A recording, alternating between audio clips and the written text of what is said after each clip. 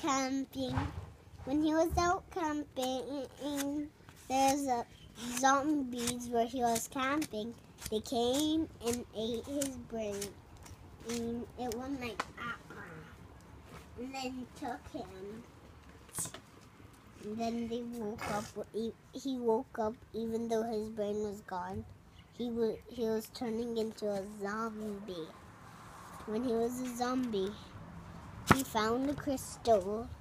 He hoarded it, and then he wasn't a zombie anymore. He got a new brain because that crystal had power in it. And once he hoarded that, it gave him lots of powers. He didn't know that he did it. So when he put his hands out on his fire, it just made fire come out of his hands.